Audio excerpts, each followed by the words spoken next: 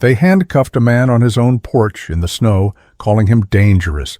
He didn't shout. He didn't fight. He stayed silent while the world judged him.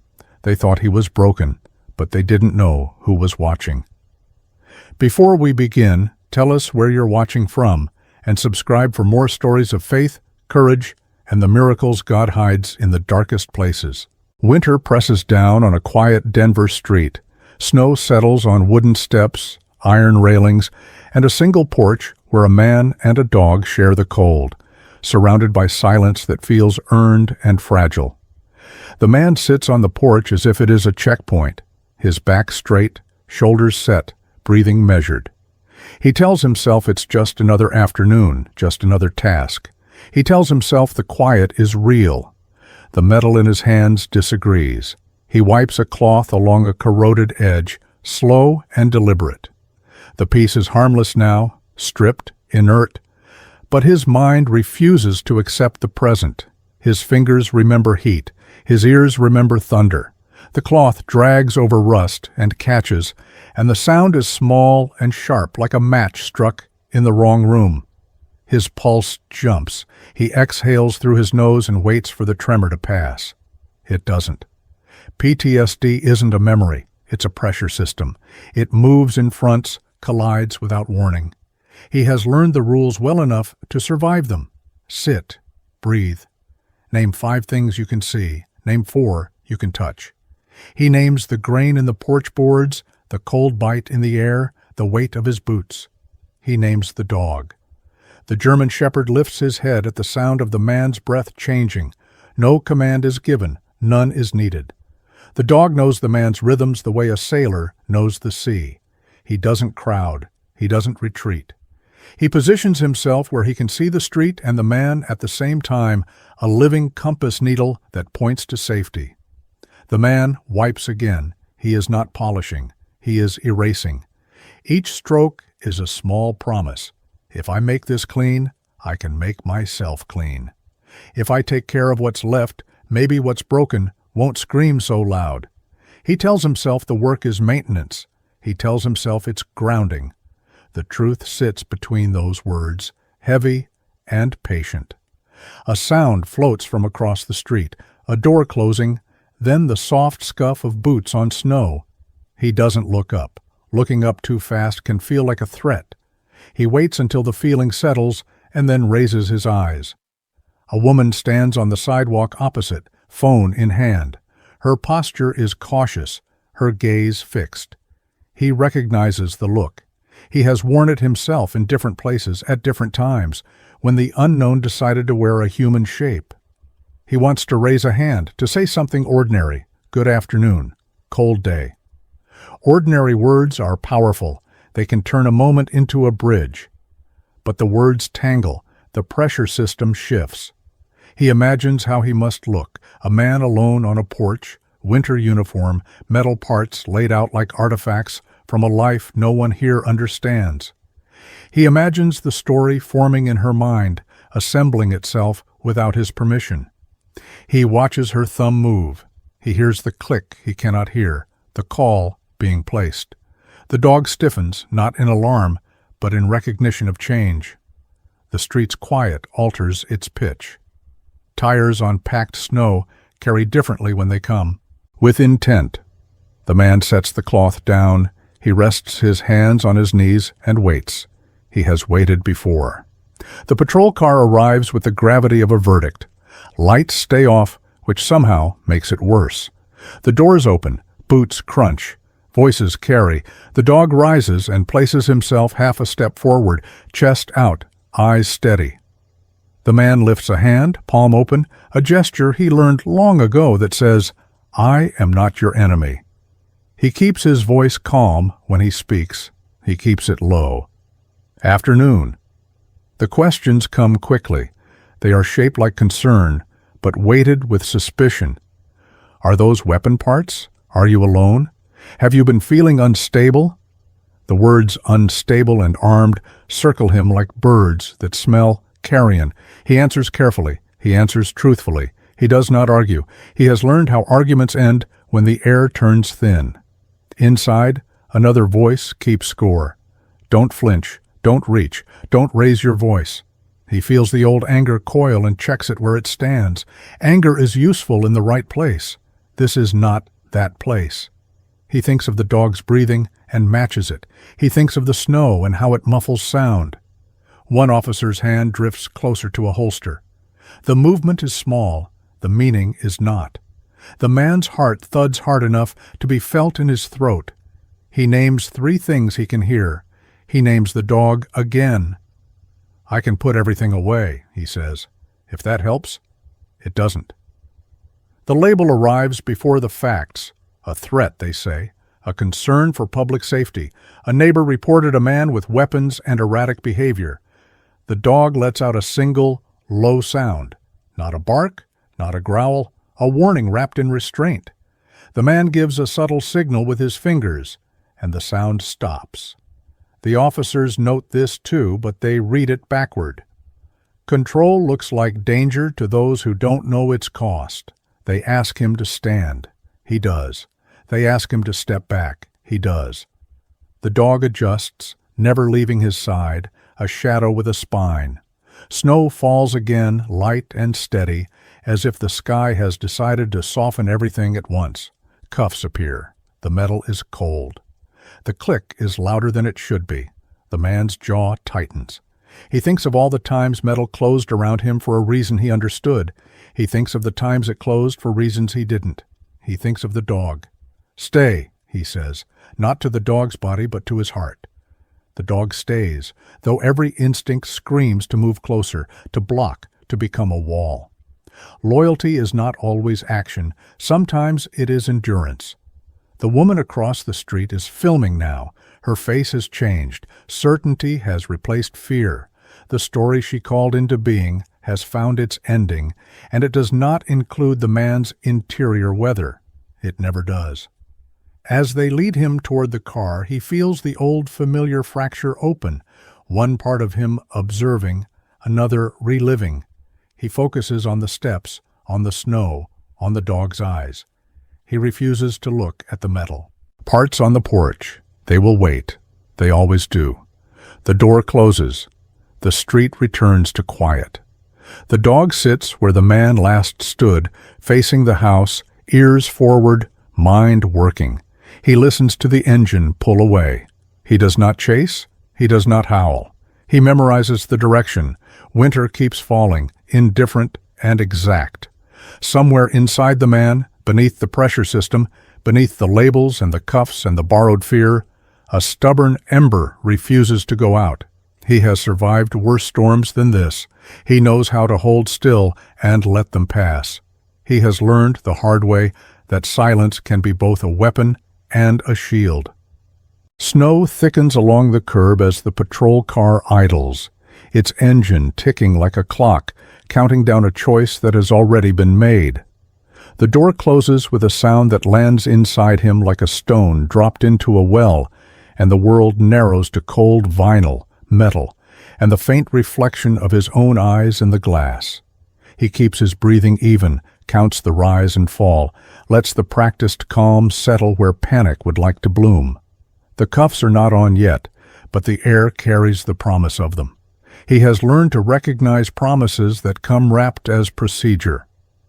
The car smells of disinfectant and old coffee, a familiar combination that pulls at threads he would rather leave knotted. Outside, the street he chose for its quiet watches without speaking. He imagines the porch boards, the cloth he set down, the metal parts waiting where he left them, patient as always. He imagines the dog sitting where he last stood, not confused but alert, filing the moment away. The thought steadies him. He focuses on the sound of the engine, the way it hums and dips, and tells himself this is transit, not capture. He tells himself names matter, that if he keeps the language precise, the outcome might follow. The officers talk in the front, their voices low, coded, clipped. He catches fragments, safety, protocol, unstable. The word slips under his ribs and stays there.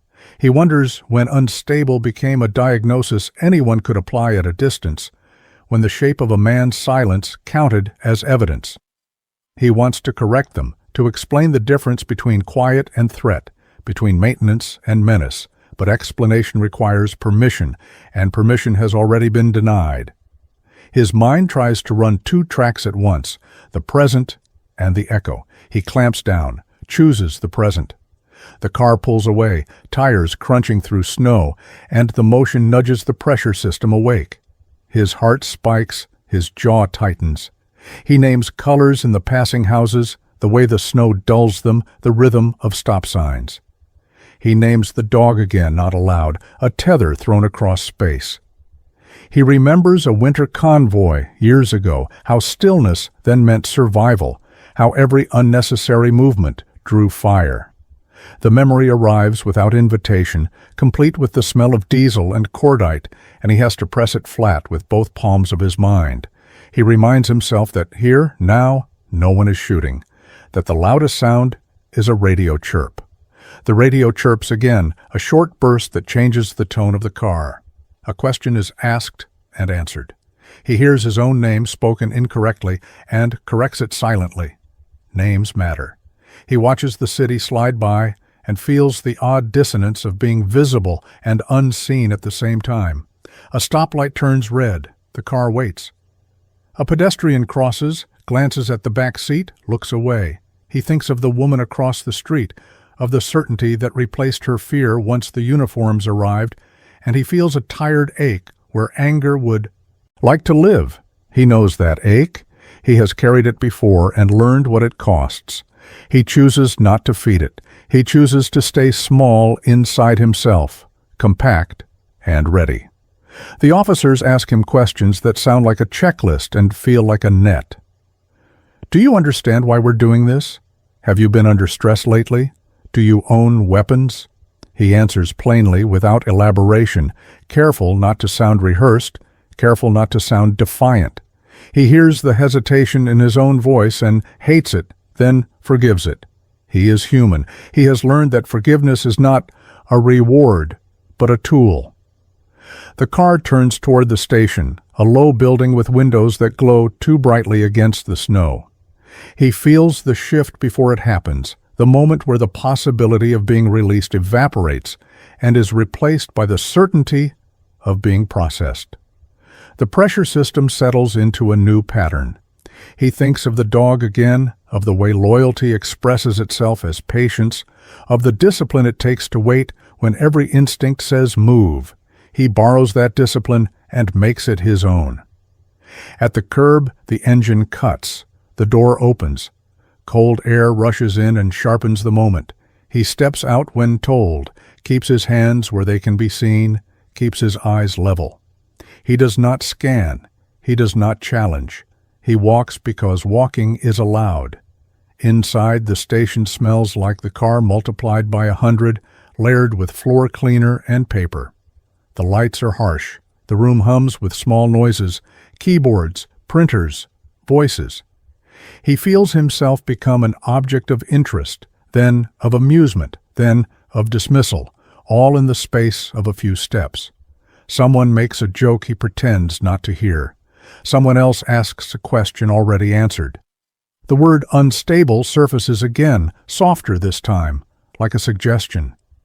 He feels the echo of 1,000 briefings, the muscle memory of standing at attention while decisions were made about him, not with him. He wonders if this is how the dog feels when a leash tightens unexpectedly.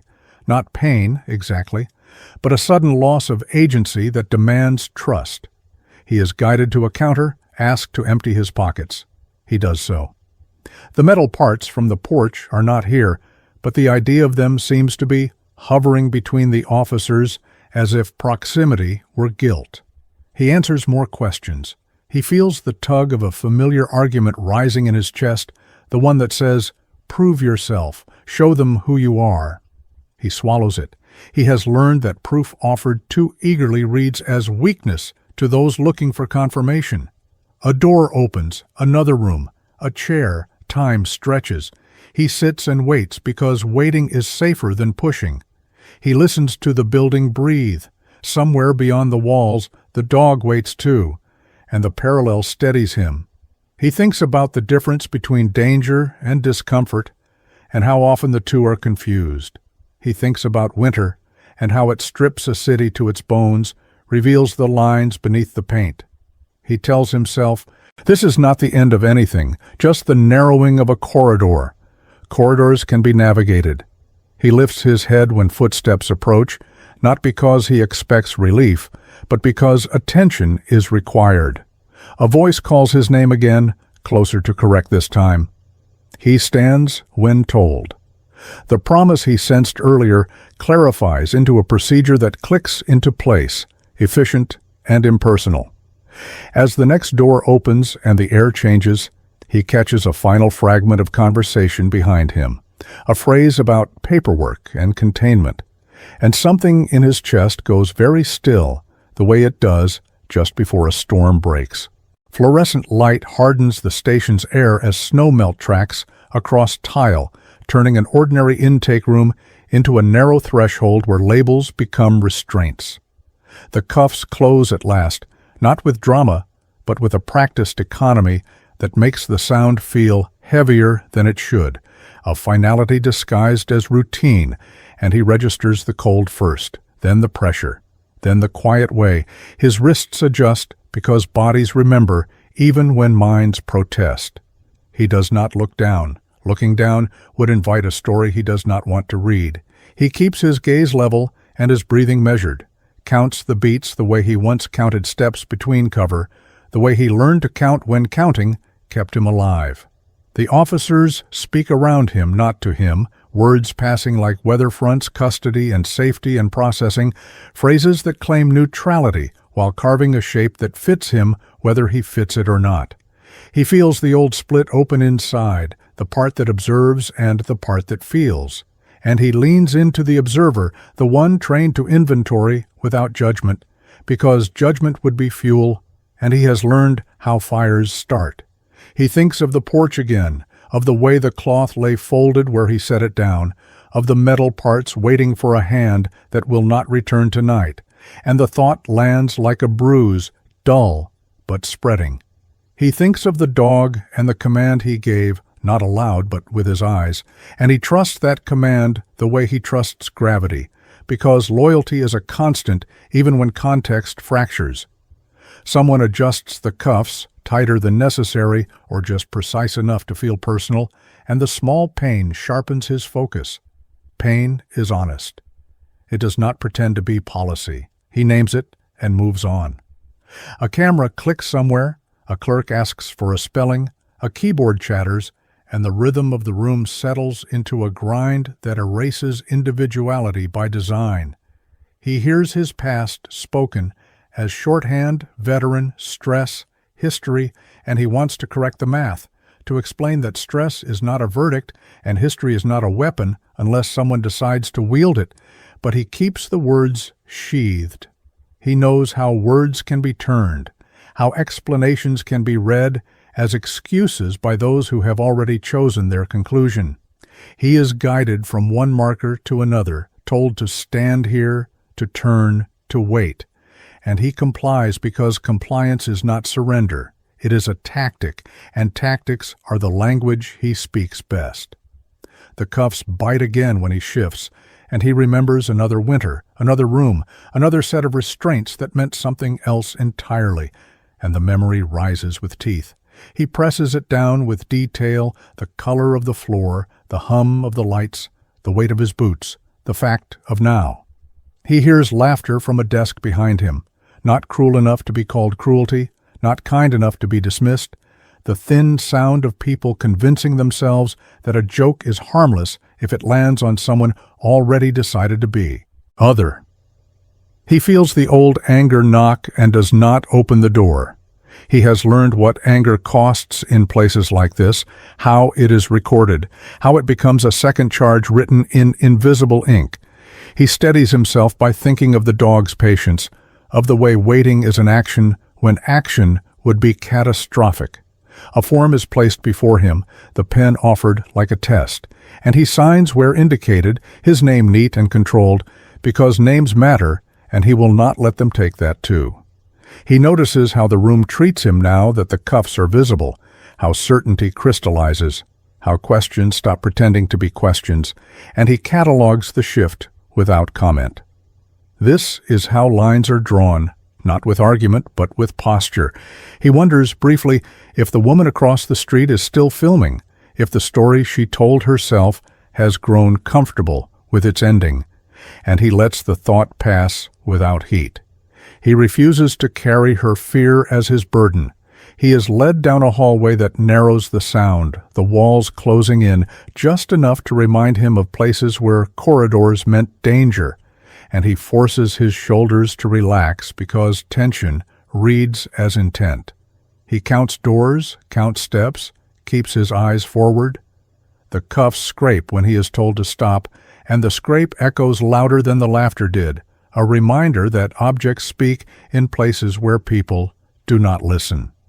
He is asked again if he understands what is happening, and he answers yes, because understanding the mechanics is not the same as agreeing with the purpose, and he has learned to keep those concepts separate. A door opens with a heavier sound, the kind that suggests containment, and the air beyond it feels different, thicker, as if it has learned to hold people still. He pauses at the threshold not because he resists, but because he feels the weight of the moment settle, the knowledge that once crossed, time behaves differently. He thinks of winter outside, of snow erasing footprints and making everything look the same, and he understands the appeal of that lie. Before he steps forward, he lifts his chin a fraction, a private signal to himself that this is not the end of the story, just a paragraph written by someone else. And as the door swings wider and the sound of it fills the hall, he feels the quiet certainty that whatever waits on the other side will test him, not with violence, but with patience. The holding area hums behind reinforced glass as winter light fades outside, leaving the station sealed in artificial brightness, where time slows and names are replaced by numbers.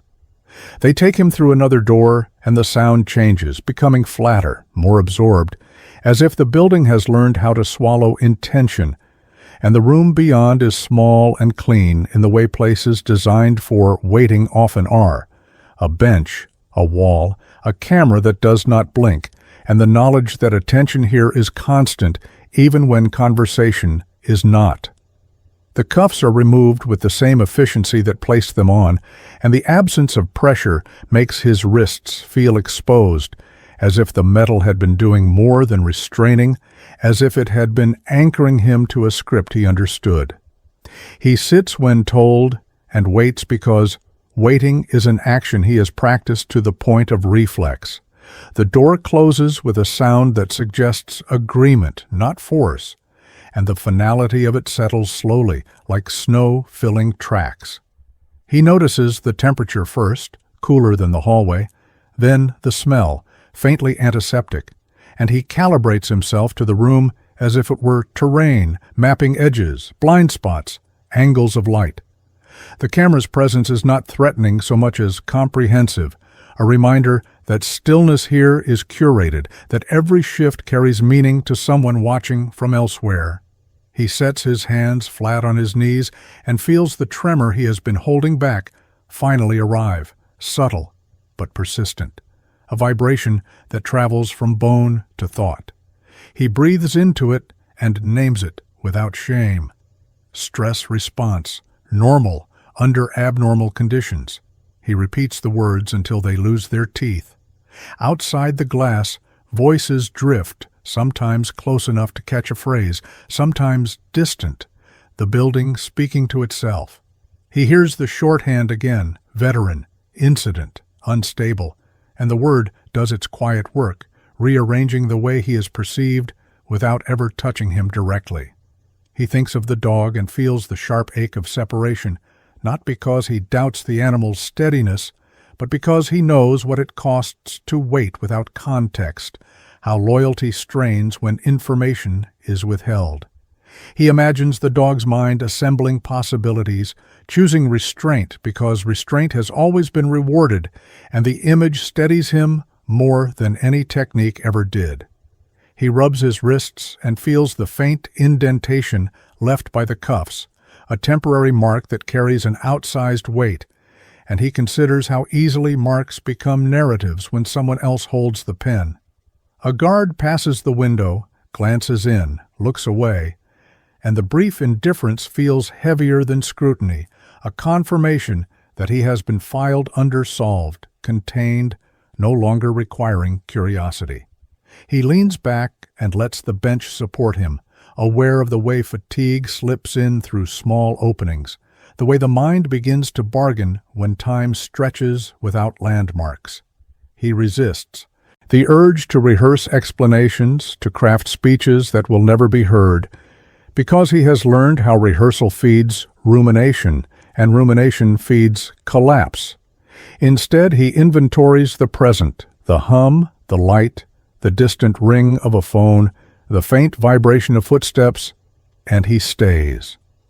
He remembers a briefing long ago where a commander spoke about patience as a form of courage, about how the loudest move is sometimes the one you do not make, and he lets that memory sit without decoration. The building offers him water through a slot, and he accepts it, grateful for the small courtesy, careful to hold the cup with both hands so it does not shake. He drinks slowly and feels the cold settle his stomach. He notices that the room has no clock and smiles, a brief private thing, because he recognizes the tactic, and recognition is a kind of power. Time without markers invites anxiety. Anxiety invites mistakes. He will not oblige. The voices outside shift again, this time with a different cadence, a note of uncertainty threading through the routine, and he feels it like a change in pressure before a storm. He does not assume it is for him, does not hope, does not despair. He simply notes it and returns to stillness. The camera blinks. The light flickers once and steadies. Somewhere deeper in the station, a phone rings, unanswered, and the sound carries into his chest, not as a promise, but as a question that has not yet learned his name. Night settles outside the station as snow thickens, and a single ringing phone cuts through the holding area, turning waiting into a decision that cannot be undone.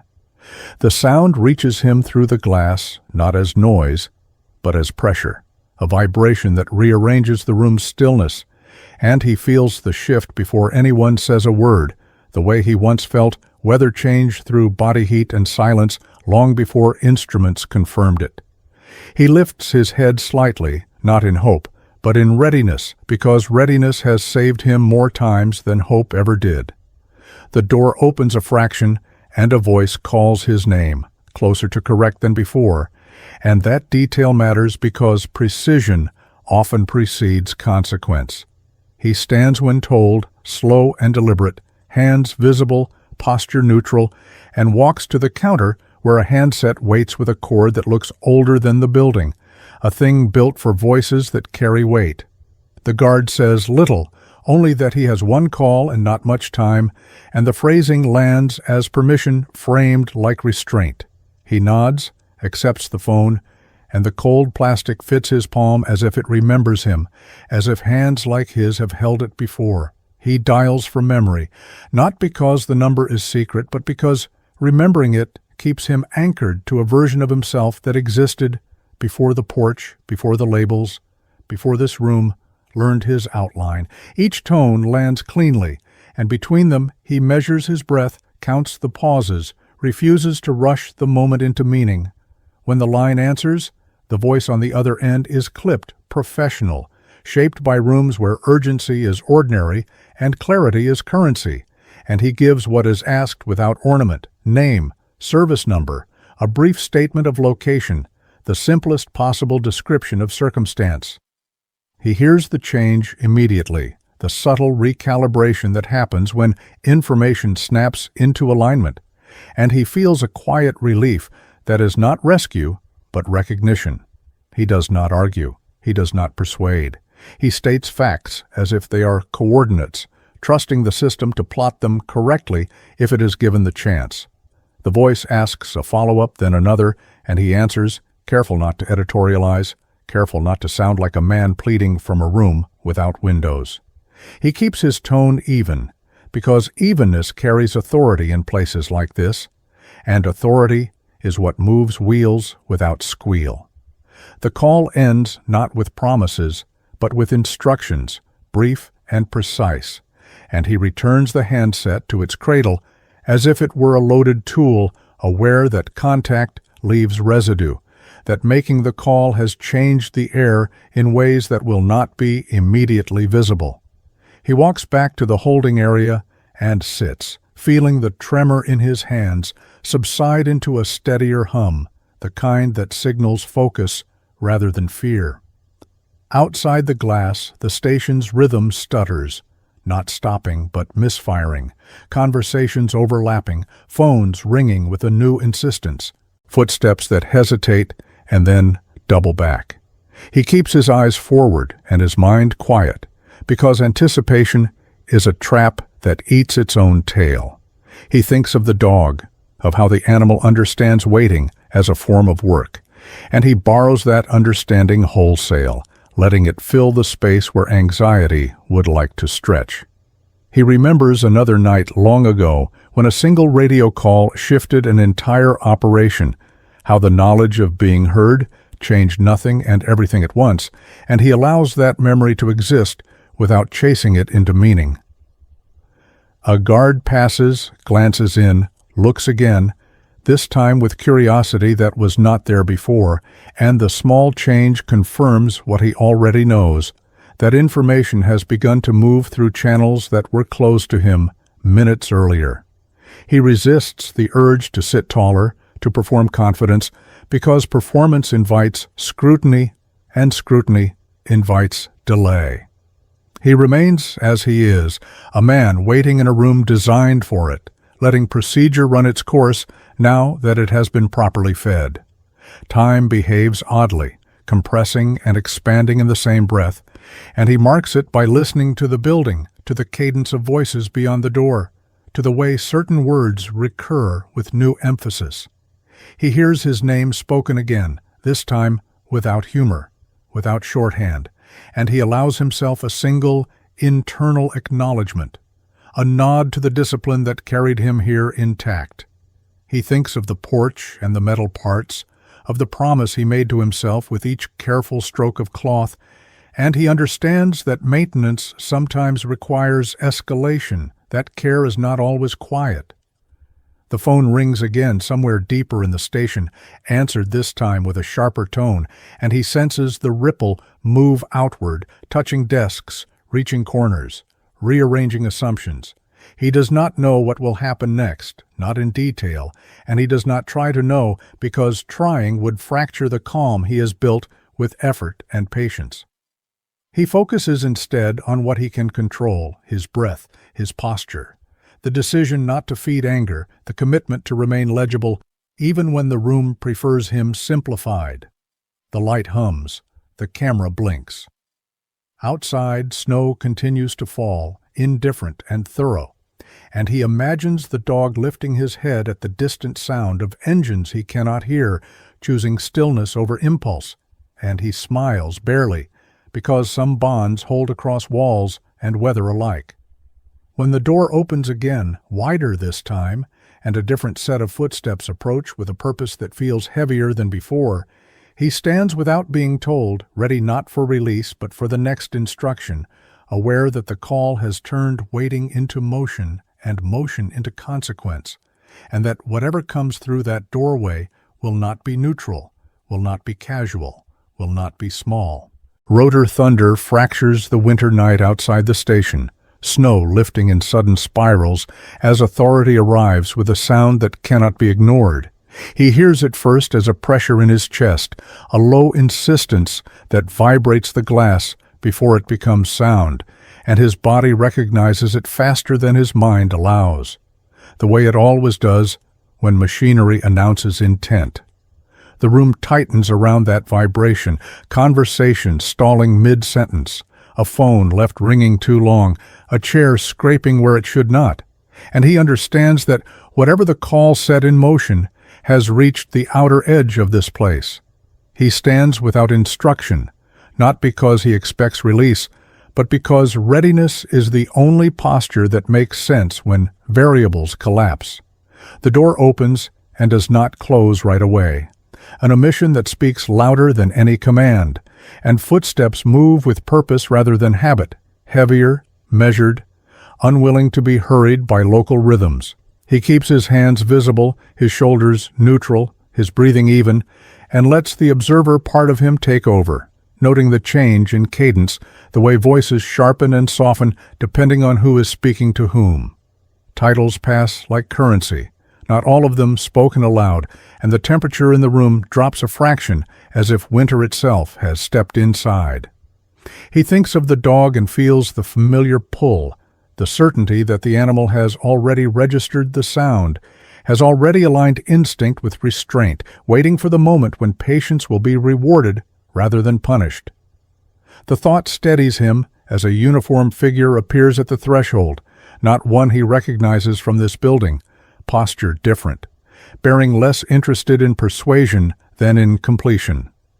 He is addressed directly this time, his name said correctly, and that precision lands like a key fitting a lock.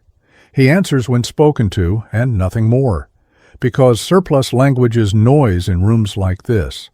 The rotor sound swells again, closer now, and the building seems to recalibrate around it, screens flickering, radios chirping with clipped confirmations, the choreography of escalation unfolding without spectacle.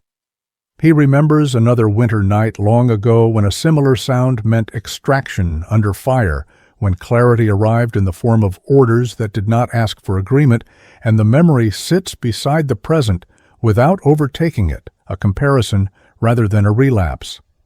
A superior voice issues instructions that do not invite debate, and the station responds the way systems do when they encounter a higher current. Lights on, doors opening, paperwork moving, with a speed that suggests it had always been capable of this pace. He notices how eyes avoid his and then return with something like recalculation, how the word unstable disappears from the air without ceremony, replaced by careful phrasing and an attention to detail that feels belated but effective. He is guided down a hallway he walked earlier, the same tiles, the same lights, but the path feels altered by intent, as if purpose has narrowed the distance. The door that had swallowed him opens again, and cold air rushes in, carrying snow and the unmistakable scent of fuel, a smell that is not local and therefore commands respect. Outside, the night is loud with motion, the sky churned into patterns by blades that do not linger, and he squints against the sudden brightness, not dazzled so much as recalibrating, letting his eyes catch up to the change. He steps onto the pavement, and the sound resolves into clarity, no longer a threat, but a declaration. And he understands that visibility has shifted, that the story being told about him has been interrupted by a louder narrative that demands accuracy.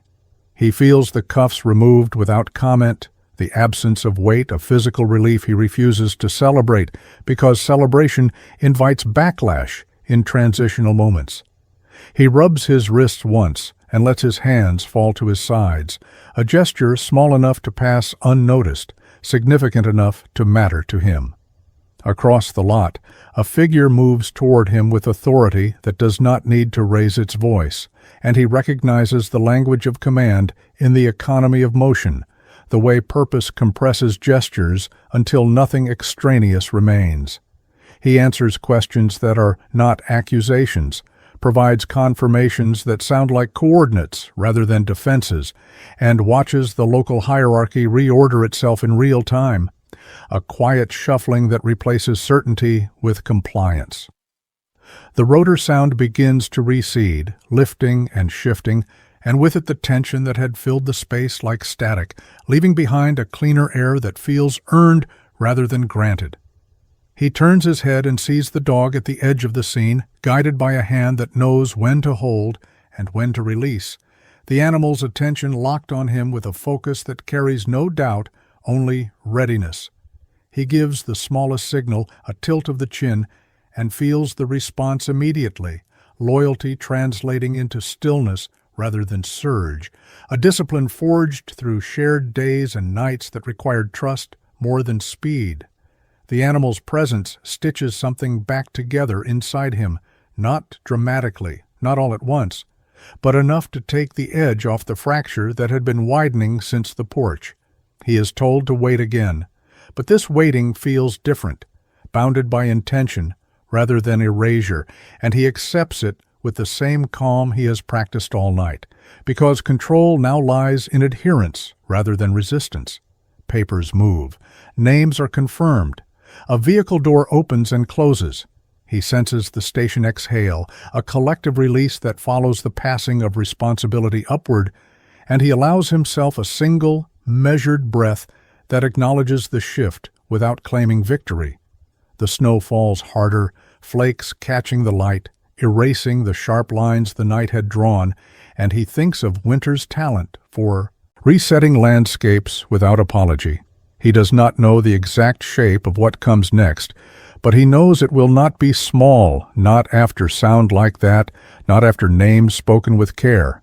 And as he stands with the dog at his side, listening to the last echoes fade into the sky, he feels the quiet certainty that the corridor has widened, that patience has carried him to a threshold where truth has room to enter, and that whatever follows will test not his endurance, but the integrity of those who decided to label him before they chose to know him. Snow falls in steady sheets over the station parking lot, muffling engines and footsteps as the night exhales, and the building's harsh light spills onto a scene that suddenly feels supervised by a larger world. He stands near the curb where the cold bites through every layer, the dog at his side like a vow, made visible, and watches the station's front doors as if they are a mouth deciding whether to swallow or speak.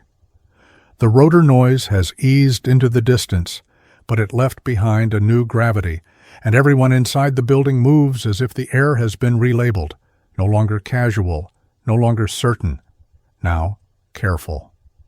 A figure in authority approaches, brief in introduction, direct in purpose, the kind of person who has spent years cleaning up after other people's assumptions.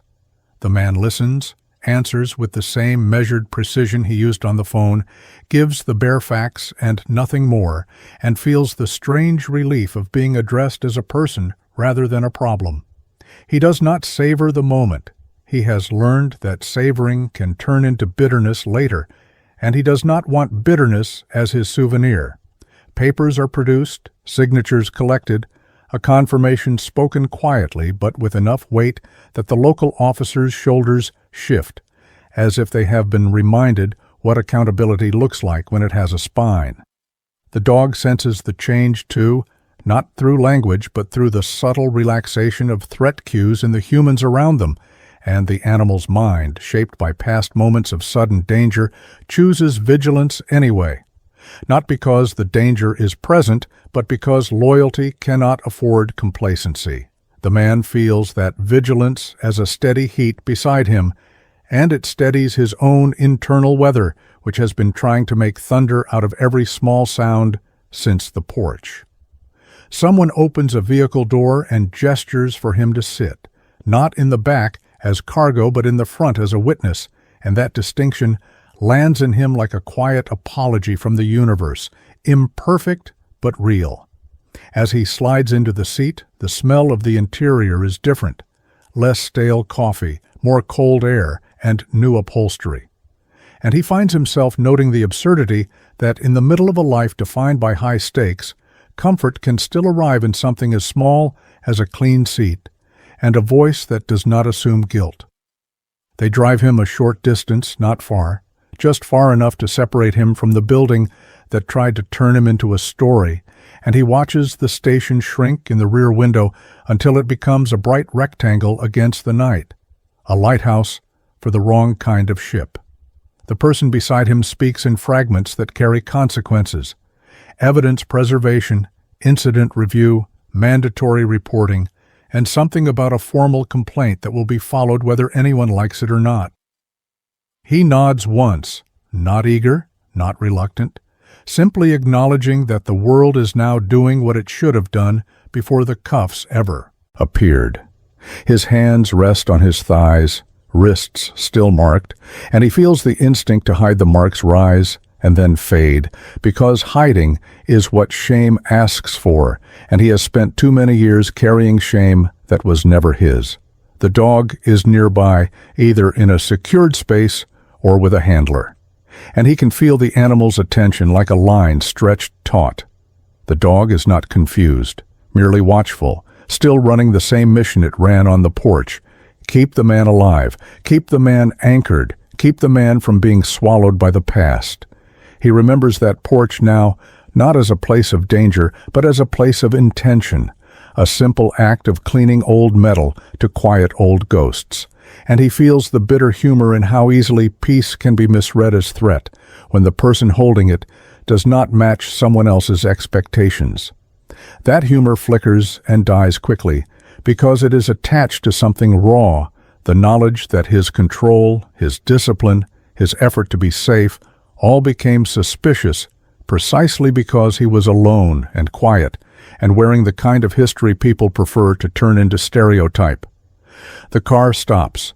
A door opens. Cold air returns.